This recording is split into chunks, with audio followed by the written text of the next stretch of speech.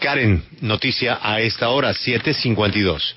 Julio, noticia con un anuncio que hizo la Alcaldía de Bogotá, una página que habilitó la Alcaldía de Bogotá, que es Bogotá Cuidadora, en la que invitan a los ciudadanos a inscribirse para determinar temas de movilidad, para reportar síntomas médicos, también para pedir ayudas de mercados y demás. Pero Julio, nadie entiende cómo funciona, nadie entiende si es obligatorio, si no, y por eso tenemos en línea al secretario de Gobierno de Bogotá, él es Luis Ernesto Gómez. Secretario, gracias por estar con nosotros en la W. Karen, buenos días. Muchas gracias por la oportunidad de aclarar, porque sí hemos visto en las últimas horas que hay varias dudas sobre la plataforma y qué importante es este espacio. Sí, secretario, lo primero que quiero preguntarle es, finalmente, ¿es obligatorio o no es obligatorio inscribirse? Porque el decreto dice que es obligatorio, pero la alcaldesa de Bogotá, Claudia López, dice en su cuenta de Twitter que no es obligatorio. Entonces los ciudadanos no entendemos si debemos o no inscribirnos, qué va a pasar si un policía de tránsito pide los datos de esa persona y esa persona no está inscrita. Todo esto para claridad de los oyentes. Bueno, lo primero es dejar absolutamente claro que el registro a la plataforma no es obligatorio. ¿Dónde se ha generado la confusión? Y es muy válida, por eso la pregunta y la oportunidad de aclarar es el decreto nacional, el decreto 749 establece que todas las personas que están exceptuadas para salir a trabajar deban acreditarse. Pueden acreditarse con su carnet de trabajo. Por ejemplo, tú trabajas en la W, seguramente el Grupo Prisa tiene un carnet para cada uno de sus trabajadores y con ese tú te puedes acreditar, motivo por el cual no tienes que hacerlo en la plataforma. ¿Qué ha pasado en los últimos días? La reapertura de distintos sectores de la economía sigue avanzando y dentro de esos nuevos sectores hay sectores que no tienen el nivel, digamos, de formalidad y de organización que tienen otros que ya se habían venido reabriendo, como por ejemplo las peluquerías, como por ejemplo los trabajadores domésticos.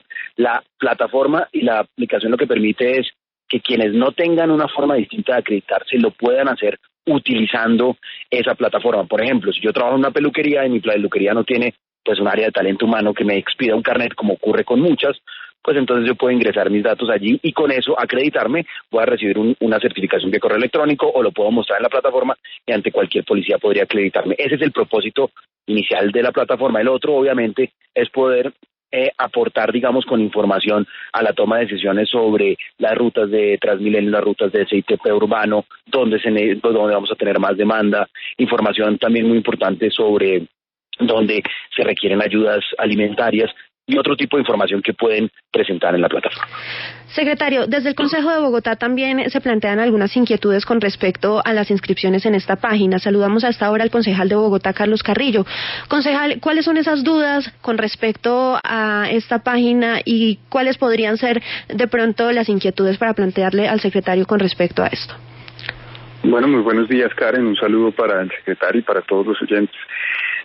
Muy rápidamente, yo creo que el decreto es bastante claro. Este decreto 131, después de las 45 excepciones, porque es muy en el tenor de los decretos del gobierno nacional, ¿no? Entonces es una cuarentena obligatoria, pero no es obligatoria y parece que este registro es igual. Es, pero no es. Ahí el parágrafo dice todas las personas. Es clarísimo, la redacción a mí me parece clara. Entonces, creo que hay una confusión ahí en los mensajes que envía la administración, porque mientras el decreto dice una cosa, después la alcaldesa en Twitter dice otra. A mí me preocupa mucho de este tema el hecho de que se esté registrando en tiempo real, por ejemplo, la movilidad de las personas. Yo no sé si registrarse en una plataforma, entregarle al gobierno ese tipo de información, pues eso debe darse con una discusión más de fondo, porque pareciera una política incluso un poco orwelliana, ¿no? Y en estos días de pandemia, pues estas policías de la salud un poco que nos rastrean y nos siguen, a mí me parece que pueden llegar a ser incluso peligrosos.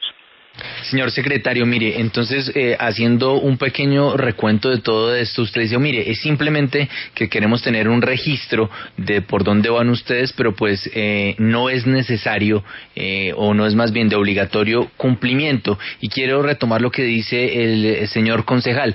¿quién le va a garantizar a los colombianos o quién me garantiza a mí que yo ingreso los datos de la localidad de donde salgo a la localidad a donde voy, la ruta que voy a tomar y demás datos que piden, que eso va a ser bien manejado? Sabemos que en Colombia tenemos la ley de habeas data que precisamente está para proteger estos datos, pero ¿qué seguridad pueden tener los bogotanos que hoy se registren en esa aplicación de que no van a ser utilizados para otros fines? Bueno, primero sobre el planteamiento del concejal Carrillo, con quien coincido que pues ya no estamos en cuarentena, estamos en un proceso de reapertura ordenado por el gobierno nacional, y pues nuestra tarea es lograr que eso se haga de la mejor manera, con las medidas de bioseguridad y con la capacidad de responder en las rutas de transporte para que nunca tengamos aglomeraciones que superen el 35%. Ahí es donde se genera ese malentendido y además de pronto es incluso la necesidad de precisar una redacción, por lo cual desde anoche ya se trabajó en un decreto que sea mucho más preciso en el sentido de lo que hemos dicho, lo que mencioné al inicio de la entrevista y lo que dijo la alcaldesa Claudia López, y es: este no es un registro obligatorio, este es un registro voluntario para quienes no tengan una forma alternativa de acreditarse en el marco de estas excepciones del trabajo. Los ejemplos que di de una persona que trabaja en una peluquería, una persona que trabaja en como trabajadora doméstica y distintas actividades económicas que ya están exceptuadas por el gobierno nacional, pero que no es tan fácil que haya una empresa detrás que respalde una acreditación. Quienes ya tengan una acreditación pues no deben volverse a inscribir.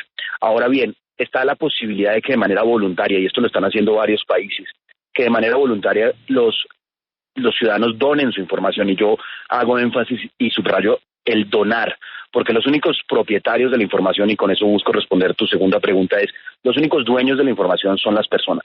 Así lo establece la ley de habeas data, y los datos son, como son de mi propiedad, yo soy el único que tengo facultades para decir a quién se los doy y con qué destinación le doy los datos.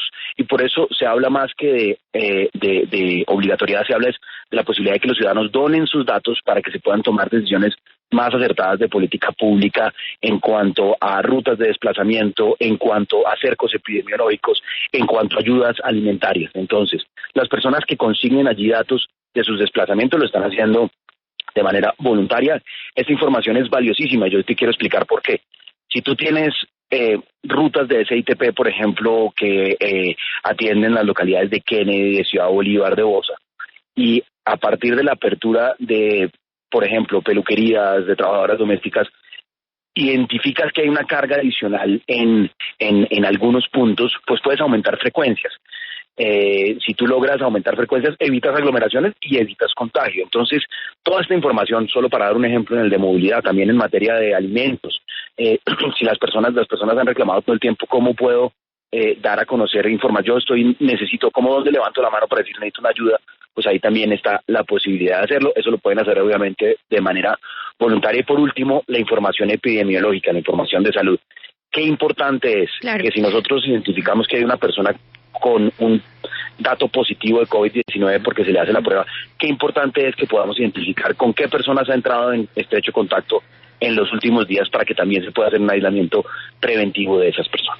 Concejal Carrillo, con respecto a lo que acaba de mencionar el secretario de donar estos datos, se lo preguntaba también el presidente del Consejo, el concejal Carlos Fernando Galán. ¿Es constitucional que la alcaldía tenga los datos, incluso si fueran así, donados, como lo dice el secretario? Pues yo creo que lo primero que hay que decir es que la ley de habeas data no garantiza nada, porque pues leyes existen para controlar todos los crímenes y en Colombia no generalmente han funcionado muy bien, ¿no? El hecho de que esa ley exista, que además esa ley de habeas data pues obliga a que quede clara cuál es el tratamiento que se va a dar a esos datos, pues no garantiza en sí la seguridad de los datos. Pero yo creo que esto es una discusión que debe darse mucho más de fondo, porque los datos las personas ya los donan a empresas privadas. O sea, por ejemplo, yo creo que a todos nos ha salido en el Google Maps o en estas aplicaciones las aceptaciones de esos términos. Las personas ya están donando los datos, se los donan a Facebook, se los donan a de tecnología en California, para que después les ofrezcan cosas y pues utilicen su información para ofrecerles productos, incluso productos políticos. Recordemos el escándalo que hubo hace unos años con Cambridge Analytica.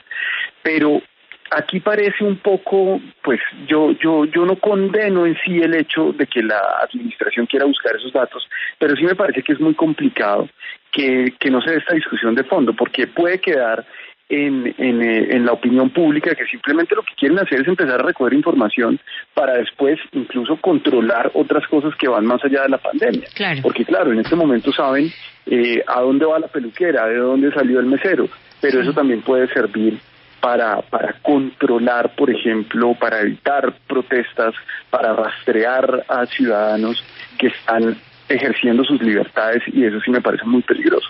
Secretario, ya nos queda claro que no va a ser obligatorio este registro, pero si, por ejemplo, una empleada doméstica o una esteticista que no tienen ese certificado de donde trabajan, el día de mañana o en un mes no tienen esto, ¿pueden ser multadas en la calle por un policía o no? Secretario. Bueno, parece que perdimos la comunicación con el secretario. Vamos a ver si podemos restablecerla. Mientras tanto, quería ahondar, secretario, ya volvimos. Creo que ya volvimos. ¿Alcanzó a oír mi pregunta, secretario?